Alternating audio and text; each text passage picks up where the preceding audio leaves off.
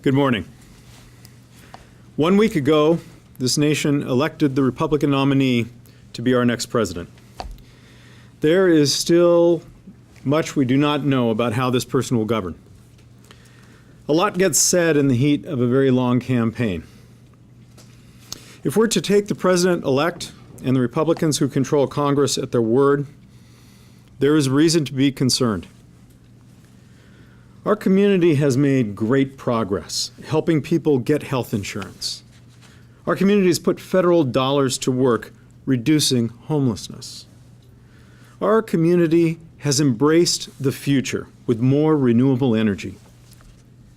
If we take the Republicans in Washington, D.C. at their word, all of that and more is at risk.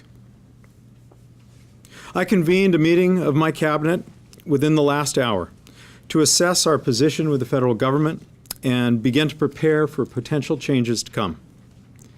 We examined our budgets, we reviewed our programs, we discussed future scenarios. You will hear from 4 of our department leaders about their thoughts in a moment. This is an uncertain and anxious time for our region and our nation.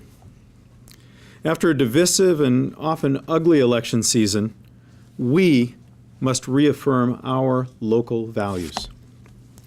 We will continue to offer a welcoming hand to those from around the world and around this nation who seek the opportunity to build a better life for themselves, their families, and for our community.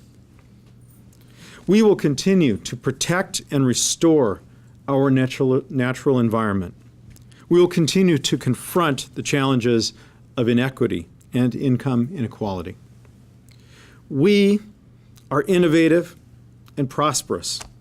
This region embraces pluralism and diversity. By any standard, we have been and want to continue to be good partners with the federal government. In fact, we were recognized just this morning in Governing Magazine, which noted our work developing early childhood programs, increasing health care enrollment, offering discount transit fares to low-income people, and last week, passing a regional transit package.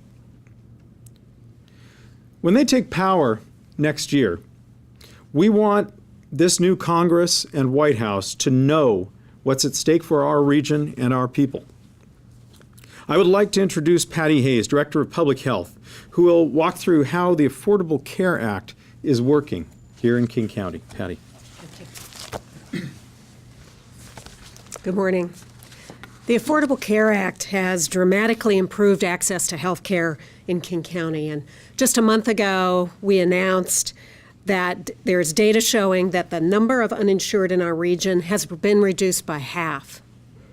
And at this time, it's important to remain hopeful that our new president and Congress will be thoughtful about any changes to the critical health insurance coverage for our neighbors and for millions of Americans nationwide.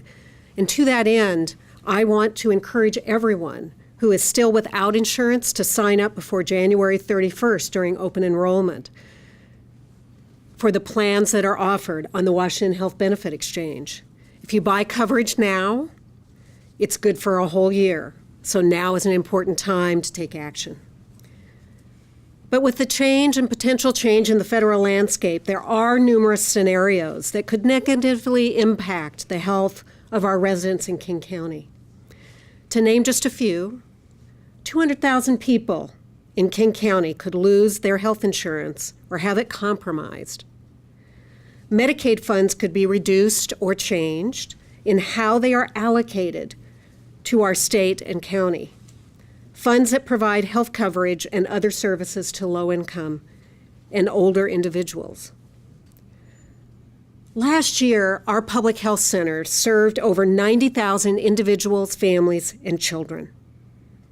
We can expect, if there are changes, that our public health centers and our nonprofit community health center partners will see an increased demand.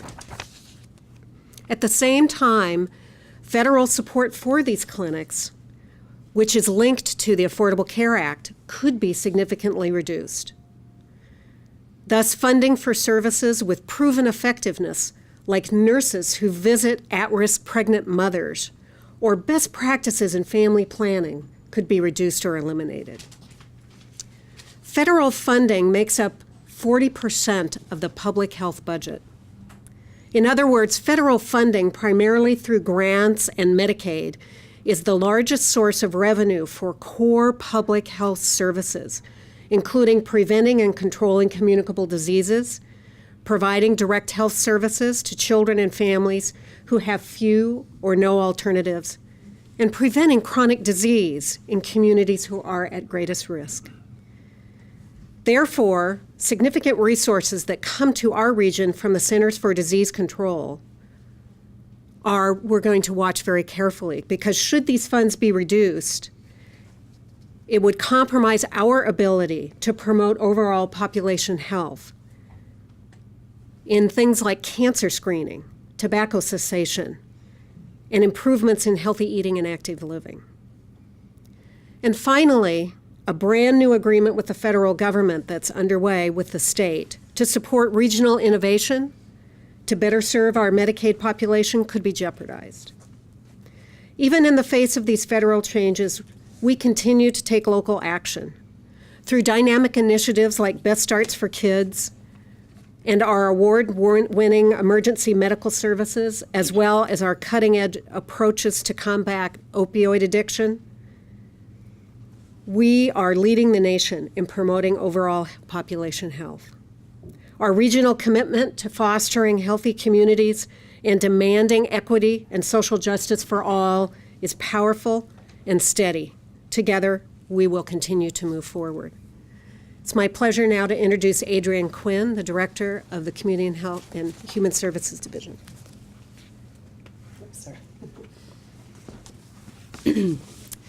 Since the Affordable Care Act was passed, more than 200,000 King County residents now have access to mental health services and substance use disorder services that did not have access to those services before.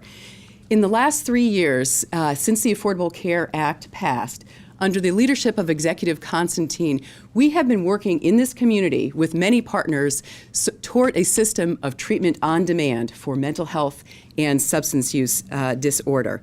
King County has made substantial investments in the capital facilities, detox facilities, inpatient mental health facilities, with the expectation that the funding through the Affordable Care Act will pay for the services within these facilities. Because prior to the Affordable Care Act, very few low-income residents of King County actually had access to services for substance use disorder in this community. In fact, more than 60% of people who needed treatment had to go outside of the county for treatment for substance use disorder. Now we have begun to build a system for treatment on demand. We see the results of not having that treatment in our community right now with the opioid addiction. We have just begun to make progress on building that system, and that system is currently at risk. Now, if there were a repeal or replacement of the Affordable Care Act, who are some of the people who would lose access to mental health and substance use disorder treatment? There would be people like a 23-year-old who is suicidal right now, who can now receive treatment under his parents' health care, because young people up to age 26 can have coverage right now. There would also be people like a 50-year-old veteran who was other than honorably discharged from the military for having been gay. And that person who did not receive treatment through the VA for the first time under the Affordable Care Act now is receiving treatment for substance use disorder, because that person felt a lack of self-worth. They are now back on track, but now the treatment that they are receiving is at risk. They would also be a mom who is a survivor of domestic violence, who is working several jobs right now, none of which provide access to health care. She's taking care of several kids.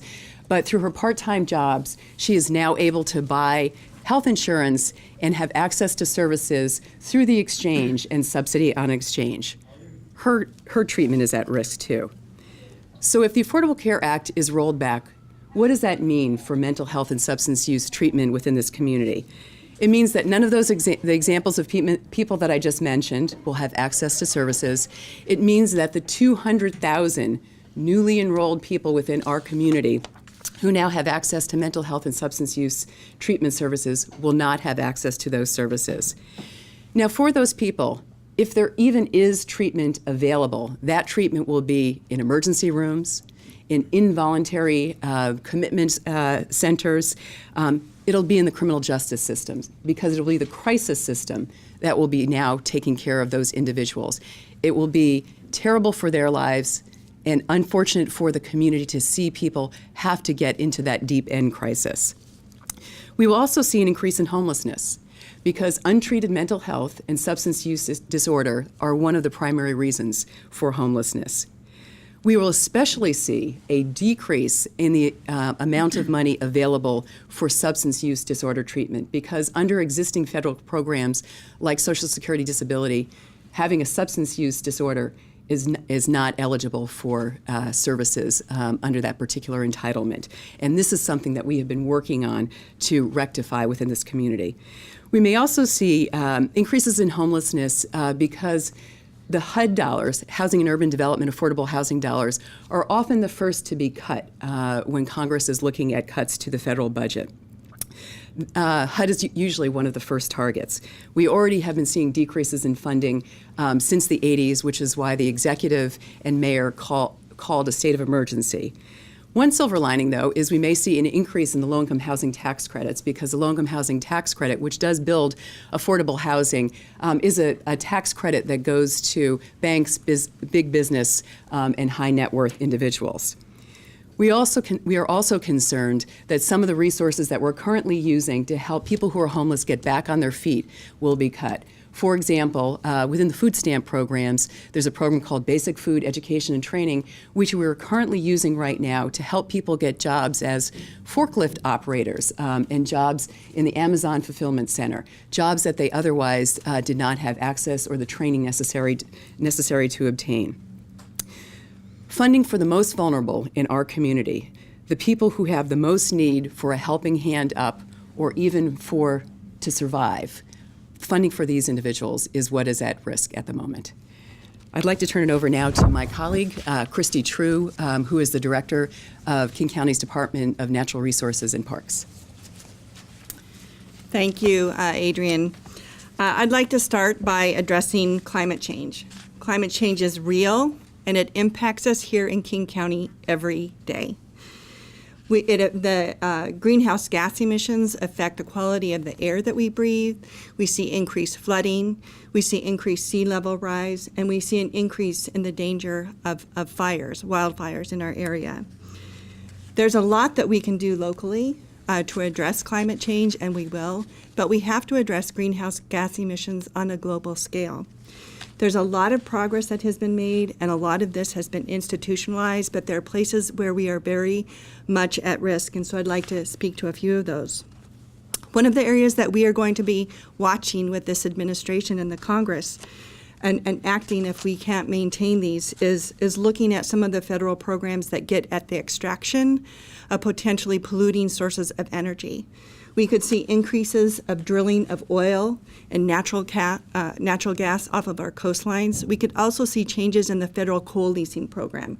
A lot of coal is mined out of public lands, and if the government chooses to renegotiate some of those leases or make them much more profitable for the coal mining companies, we could see a lot more extraction taking place on public lands. There's also many programs that address the transport of oil and coal across the country. And these are programs that address the safety and the schedule of these oil trains and coal trains that can move throughout our country. And they do put hundreds of communities at risk. And we've seen that here in Washington and Oregon. Fortunately, our executive has been showing a great deal of leadership through his leadership on the Safe Energy Leadership Alliance, or SELA, which is aimed at protecting communities from oil and coal transport, spill disasters, and he'll continue to do that. We also plan to really watch the Army Corps of Engineers because they will be issuing permits for oil and coal terminals, such as the Millennium Bulk Terminals in Longview and Tesoro in Vancouver. We'll also be keeping a careful eye out to see if this administration and Congress are actually going to open up more West Coast terminals for natural gas export, like they have opened them for oil and coal in the last few years. Many of these oil and coal projects have a disproportionate impact on Native Americans and their treaty rights. This was true for the coal terminal that was proposed for Cherry Point. And we know that the Lummi Nation fought very hard to make sure that their treaty rights were protected, and the Corps did not issue a permit for that terminal. This situation also exists for the Dakota Access Pipeline. There's a long list of existing programs, standards, and incentives that could keep us moving towards a clean energy economy. Completion of the Clean Power Plan, right now that is actually stuck in the courts. Future renewal of tax credits for renewable energy, vehicle fuel economy, and clean fuel standards, just to name a few. Many of these have a direct impact on the air quality right here in King County. They could also affect King County's renewable energy portfolio. We capture landfill gas and digester gas at our waste treatment plants, and we turn these gases from what would otherwise be wasted into fuel and electricity. We need to continue to grow the clean fuel and renewables market, not let existing coal plants off the hook. Beyond climate change, we must continue to clean up and protect our waterways in Puget Sound. Puget Sound deserves federal recognition and protection just like the Chesapeake Bay. We have several fish species, and our orca whale, that need federal protection. King County benefits from so many federal programs that provide recreation, land conservation, and environmental protection. This administration and Congress could put a lot of this at risk by changing the very foundation of regulations that protect our air and our water quality. They could also cut financial resources for programs that we enjoy that provide recreation, conservation, salmon recovery, regional trails, cleanup of contaminated properties, cleaning up the lower Duwamish waterway, and research for things like renewable energy and technology. We have to watch very carefully what the administration and Congress takes with respect to these programs and be ready to act quickly. With that, I'd like to introduce Rob Gannon, the General Manager of Metro Transit. Thank you, Christy. Speaking on behalf of the entire Department of Transportation, our financial plans depend upon significant federal support to keep people moving and to keep communities connected. Collectively, the divisions of DOT are counting on more than $500 million in federal transportation grants over the next 6 years to support our programs. About 90% of our department's federal distribution supports Metro Transit. At Metro, we're counting on receiving $251 million over the next 3 years from the Federal Transit Administration and the Federal Highway Administration. All of this funding is subject to an annual appropriation by the Congress. These funds will help us keep our bus fleet safe and reliable, help us improve access to park and rides, to bicycle connections, and reduce travel time for our customers. These funds are critical to the executive's vision of doubling bus ridership under Metro Connects, our long-range plan to accommodate 1 million more people and 850,000 more jobs that are coming to our region. For other divisions in the Department of Transportation, federal grants fund a range of activities: airport runways and taxiways, water taxis and passenger ferry facilities, and preserving and maintaining our critical roads and bridges. If new federal funds become available for infrastructure under the new administration, we can put them to work right away. Our aviation division is encouraged to hear the president-elect speak of the need to upgrade our nation's airports. And many of our county roads and bridges were simply not designed for the kind of traffic that is pounding them today. Rebuilding those roads to modern standards will require a significant investment. In the 1950s and 60s, a federal funding push led to the construction of 47 bridges in King County. But this infrastructure, built by our parents and our grandparents, has roughly a 50-year lifespan. The need to renovate and replace these bridges is coming due all at once. Of our total of 181 bridges, 16 are now structurally deficient, and more than 41 are functionally obsolete. For the people of King County, any reduction in federal assistance for transportation will harm our regional mobility. So we look forward to continued work with our federal partners to make sure everyone has the ability to get to work, to get back home, to go everywhere they need to go, and to do it safely. Now I'll turn it back to the county executive. Well, thank you, Rob. I'd like to say a few more words before we take questions. I wanted to address international trade. There was much talk on both sides of this political spectrum during the election about the merits of free trade. Let me be clear. This region benefits enormously from trade. I convened the King County Aerospace Alliance to unite business and government and labor to grow the local aerospace industry. King County is the largest center for aerospace activity in the country, with more than 45,000 jobs and 400 companies. They produce planes and aviation equipment sold around the world. And that is just aerospace. Microsoft, Amazon, Starbucks, and so many more are local companies that have a global reach. And let's not forget the wheat and apples and cherries and other crops that are grown here in Washington and enjoyed by people around the world. Our region proves that what this country needs is a level playing field. Our ideas, our energy, our creativity, our drive will do the rest. There is no doubt that with international trade, as with so much else our region holds important, we are now playing defense. That's the political reality. Elections have consequences. But just as the Seahawks have embraced an every last blade of grass philosophy, we are energized to engage in this important conversation. We will have our voices heard. We are going to continue to demonstrate to the White House and to Congress and to the country that our way is the way forward. We will stand up for what we believe in. I want to call out and thank our members of Congress. Our congressional delegation has worked so hard to protect the residents of our state and our region. I'm proud that we're sending Senator Patty Murray back to Washington, D.C.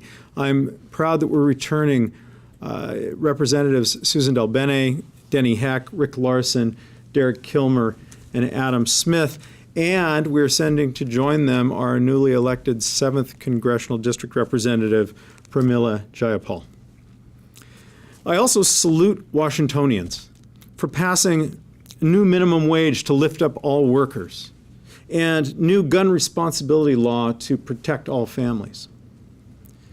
I'm extremely proud, in particular, of the coalition that came together, business and labor and social justice advocates and environmental groups, to pass Sound Transit 3 so that we can finally build the mass transit system this growing region needs.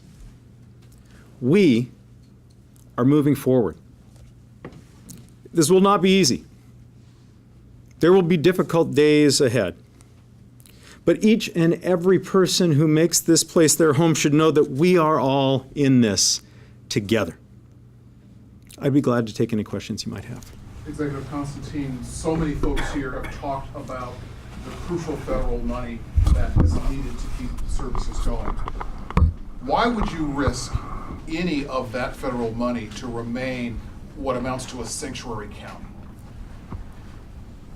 First of all, this notion of sanctuary county or city is not actually defined anywhere. We have as a policy that we respond to lawful judicial orders. So if a judge says that someone should be detained, we detain them. If a judge says that someone should be handed over to the Immigration and Naturalization Service, we do that.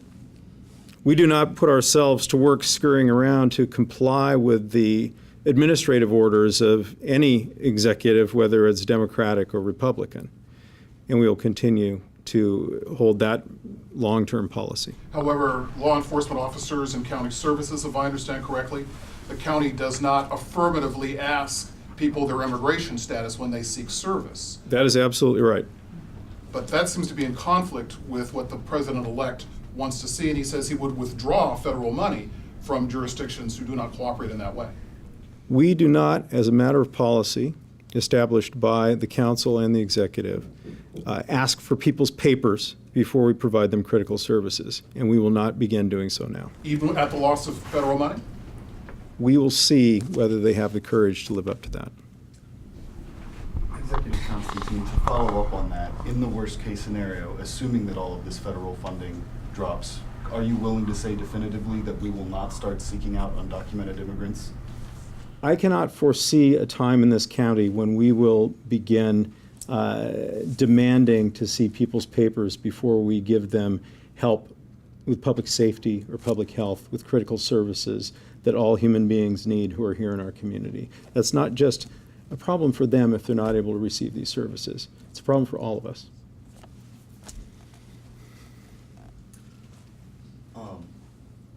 Yeah, you get two because Essex got two. He actually got three, but that's okay. CHEL sites. People, those were recommended by the, community health engagement locations, Right. AKA safe drug supervision sites. Right, thank you. The opioid task force recommended those. It sort of got kicked, the can got kicked down the road because it was politically difficult, and everyone agreed to do some of the other recommendations first. Not just politically difficult, also other more important recommendations. Is that dead in the water? Is that something we're going to wait for? Is that something we need to push in a hurry before January 20th? That is one of the dozen or so that the recommendations that the task force gave us to help save lives, get people off opioids, and get them back on their feet. And if it's something that saves lives, it is certainly not something that's off the table. We're going to proceed methodically to implement the recommendations that we can implement to help people in this, what is really a crisis now of opium addiction across the country. So you plan to continue implementing that insofar as you can? Yes. Who's next? We're going to go to a one-question limit at this point. How difficult is it to move forward with things when we're talking public health and these programs that are crucial to the county without really knowing what's coming down the pipeline, except for sound bites that we hear here and there? How do you move forward? I mean, it obviously is difficult, but uncertainty is inherent in our system of government as well. We have changes every 4 years. Sometimes Congress switches hands. Sometimes it's the White House. And the fact is that this administration will deliver to Congress in September of next year their proposed budget, and then there will be a grand debate about the broad outlines of both their policy and their spending. And you've already seen recently a lot of shading of and backtracking from statements that were made during the campaign. So I think it's fair to say nobody knows exactly what is going to happen, but we are going to prepare for what they said would happen during the campaign. And these four directors have outlined only a small part of what we as a cabinet, as a government, will be taking on over the course of the next couple of months. Could I ask about one of the potential upsides? Sure. There was discussion of transportation and potential upsides there, but having worked in this environment with this Congress, how confident are you that the president-elect can get an infrastructure package passed? It's easy to promise to spend money. It's a lot harder if you're also committed to cutting revenues in the form of tax cuts. We've seen that happen over the course of several administrations, starting with the Reagan administration, certainly with the Bush-Cheney administration. And the results in the end have been economic declines because we end up not being able to pay our bills. I think that infrastructure investment is lagging far behind in this country. And if this president-elect is willing to demand of this Republican Congress that they pony up for some much overdue investment, I am certainly going to be supportive of that. But it needs to be the kind of investment that is going to help us here as well as those in other parts of the country. We need roads and bridges fixed. But we have a lot of other infrastructure that is particular to the economy and the environment we have here, from our need to fix the Ballard locks to our need to invest in high-capacity transit solutions to move workers around this region. Again, if they're serious, we'll be right there as a partner with them. You're on 3 or 2.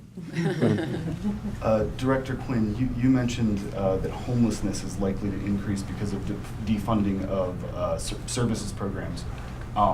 Seattle's struggling with the same thing. The council has started talking about adding more regulated authorized encampments just because there's no other place for people to go. Executive Director, anybody else, does the county need to step up and do more? Or if not, where are we going to put the thousands of homeless people on our streets with no federal funding coming in the near future? Sure. I think there's a number of strategies that we'll employ. I'd say the one thing to focus on is the council adopted the budget on Monday, and in the budget there was $6 million for additional shelter space. And so we will be working with the council to ensure that shelter is made available, and doing that quickly too. Thank you. Camps? Yeah, and just, our approach to homelessness and all of the other major challenges we have is an all-hands-on-deck collective impact approach. It's not just relying on the federal government. This is local governments, state government, it is business, it is nonprofits, it's community groups. It is everyone aligning around a shared commitment to solving a challenge, and that is very true in the area of homelessness. So they are but one partner at this table, although obviously federal funding is very important. Do we need more camps? We need more facilities to have people inside, safe, warm at night, and we need, very importantly, to have the programs to get to the challenges that have brought them to homelessness and to get them back on their feet so that they can contribute as they want to our community. So shelter and services, but no, or at least not yes, on camps?